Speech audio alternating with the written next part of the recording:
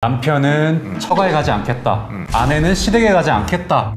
앞으로도 배려는 일절 없을 이 남자와 계속 살아야 할까요? 네, 안녕하십니까. 부모님 연구소의 고민을 해결해드리는 남자 최기환입니다. 안녕하십니까. 네, 셀프 박스로 시작하겠습니다. 자, 오늘은 여러분의 법률적인 고민을 좀 해결해드리기 위해서 법률 자문을 해주실 훈남 변호사 이호석 변호사님을 모셨습니다. 어서 오십시오. 반갑습니다. 안녕하십니까. 이호석 변호사입니다. 아, 잘생겼다. 네. 오늘은 부모님과 자식 간의 문제라기보다는 부부 간의 문제가 아닐까 싶어요. 제가 사연을 읽어드릴게요. 심각하게 느껴질 수 있습니다. 그리고 요즘 추석 연휴 때 이런 얘기가 가장 많이 나오기도 했거든요. 자, 사연 읽어드릴게요.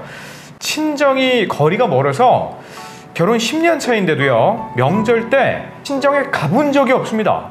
친정 엄마는 이혼 후 혼자 계시기 때문에 걱정이 되는데 거리가 멀다고 친정에는 가지 않으려는 남편의 태도 때문에 이 명절마다 크게 싸우곤 합니다. 어떨 때는요, 이혼하고 싶다는 생각까지 듭니다.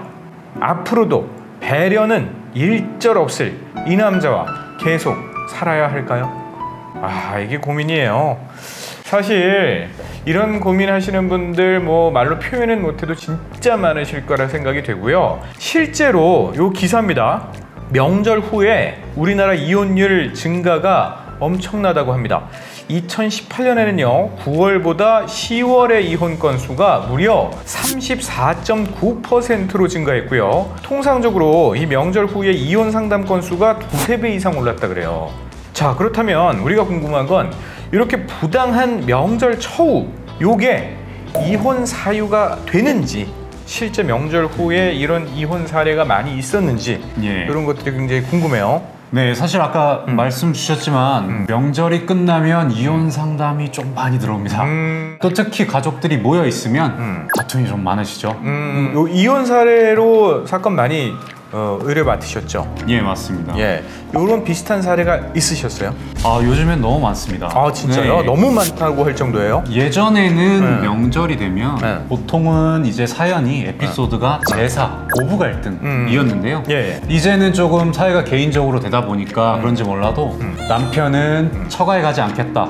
아내는 시댁에 가지 않겠다. 아, 서로 안 라는, 하고? 네, 그것들이 보통 갈등이 비화되시죠. 그렇다면 중요한 게 이게 진짜 법적으로 이혼 사유가 되는지 여부거든요. 네, 사실 이거 한 번으로는 또는 두 번으로는 이혼은 좀 어려우세요. 근데 한두 번이 아니라 결혼 생활 내내 죽어도 안 가겠대 써주셨어요. 앞으로도 배려는 일절 없을 이 남자. 그러면 이혼 사유가 되세요. 됩니다. 예, 보통 단순히 명절 때 나의 집을 가지 않는다는 이유로 이혼이 바로 되진 않으세요. 근데 이걸로 인해서 폭언, 폭행, 모욕, 본인뿐만 아니라 이제 본인의 가족들에 대해서도 그런 것들이 많이 생겨나기 때문에 그렇죠. 네, 그것들이 이혼 사유가 됩니다. 이 사연에서도 명절 때마다 이런 문제로 크게 싸운다고 적어주셨거든요. 예. 그러니까 말씀하신 것처럼 폭언도 오갈 수 있고 고성이 지금 오간다는 얘기거든요. 예. 그러니까 이런 거를 그러면은 이혼을 요구하는 입장에서는 녹음을 해놔야 되나요? 어떻게 되나요? 사실 조금 치사한 얘기긴 한데요. 네, 녹음을 하시는 게 정말 좋습니다. 이혼이라는 게 보통 부부가 살면서 증거를 모아놓으면서 살지는 않으시잖아요. 그쵸. 내가 이런 것 때문에 고통스럽다, 심적으로 갈등이 있고 당신하고 이것 때문에 우리의 부부관계에 문제가 생길 수 있다는 점은 명확하게, 대신에 기록으로 남을 수 있는 문자, 카톡, 기타 메신저로 하시는 게 좋으세요. 이혼 소송이 들어오면 그 상대방은 뭐라고 답변을 보통 많이 하냐면 이런 생각을 가지고 있는지 몰랐다. 평소에 진지하게 나에게 한 번이라도 이런 얘기를 했다면 내가 고민을 하고 다시 한번 얘기를 해봤을 텐데 여태까지 잘 살고 있다가 갑자기 이게 무슨 철퇴를 때리는 행동이냐 라고들 얘기를 많이 하세요. 그러니까 본인의 의사표현을 초장부터 그리고 명확하게 남기고 그게 제일 중요하실 것 같습니다. 만약에 제가 다 모았어요. 굉장히 오랜 시간 동안 이런 증거들을 다 모아서 이혼을 결심하고 이혼 소송을 걸었습니다. 재산 분할이라든지 위자료라든지 나한테 유리한 부분이 있어야 될 거 아니에요? 우선은 좀 이런 유책 사유들과 관련이 있는 것은 위자료입니다. 재산 분할 같은 경우에는 사실 그 재산이 어떻게 형성되었는지 그리고 관리 유지 증식되었는지를 제일 따지는데 왜 이 혼인 관계가 파탄 났는지 그런 갈등이 재산 뭐 탕진이나 어떤 증식에 좀 부정적인 영향을 주진 않았는지를 함께 아울러서 고려하기 때문에 당연히 유책 배우자는 조금 불리한 영향을 재산 분할에도 받으시게 됩니다. 그래요? 예. 위자료 외에 재산을 분할함에 있어서도 유책 배우자가 조금 더 많은 부분을 양보해야 되게 된다는 거죠? 그러나 이제 재산 분할 같은 경우에는 네. 그 부분은 매우 미약하게 좀 참고적인 영역에서 고려되게 됩니다. 실질적으로 이런 사유로 이혼을 하게 되면 예. 위자료 얼마나 받아요? 보통 이런 경우에는 통상적으로 제 경험상 1,500 선에서 많이 결정이 됩니다. 1,500에서 2,000이 많이 나오고요. 1,500, 2,000 받자고 이혼할 건 아니거든요. 예. 재판상 이혼은 그렇고요. 예. 사실 이제 뭐 외국같이 무슨 뭐 헐리우드 배우들이 위자료로 몇천억, 몇백억을 받았네 이런 시스템하고는 조금 법제가 다릅니다. 그래서 위자료가 그렇게 많이 인정되지는 않으실 거고 조금 실망스러우실 수는 있으세요. 그래요? 왜 보통 우리 드라마 보면 예. 4주간의 기간을 주잖아요. 예, 맞습니다. 네. 그거를 숙려 기간이라고 하는데요. 진지한 의사 맞느냐, 다시 합칠 생각이 있느냐라는 걸 고민해봐라. 자식 생각 한번 해봐라. 자식들이 있으면 조금 길게 숙려 기간을 주기 마련입니다. 결론적으로는 이 문제가 분명히 이혼 사유가 된다는 거잖아요. 예, 맞습니다. 근데 이제 다른 뭐 디테일한 상황은 모르겠어요. 예를 들어서 처가댁에는 한 번도 안 가는데 시댁은 엄청나게 챙겼어. 매번 가서 밥도 하고 같이 명절 보내고 설거지까지 다 하고 시부모님 잘 모셨는데 처가댁은 안 가. 이거는 이혼해야지. 제가 옆에서 쌍수 들고 지금 쫓아다니면서 이혼하라 그럴 거예요. 뭐 제 생각에는 사실 내부모가 중요하면 나의 배우자 또 나에게 소중한 사람인데 그분이 가장 세상에서 소중하게 생각하는 부모님은 얼마나 소중하겠습니까?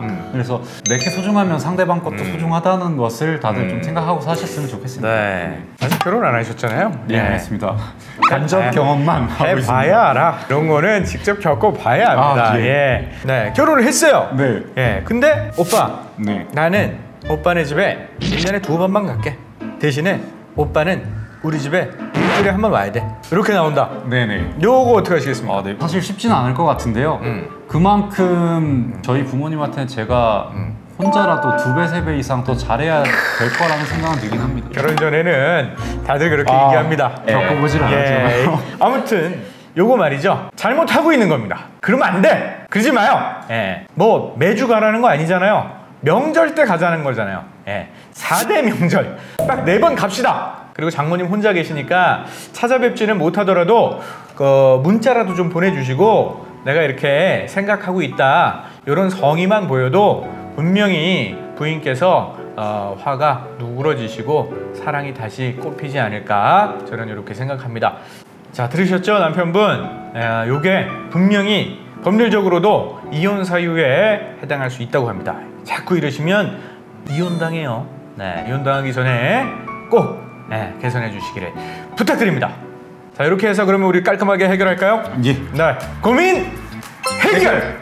사례자분께 좀 깔끔한 해결책이 됐으리라 좀 기대를 하고요. 그랬으면 좋겠습니다.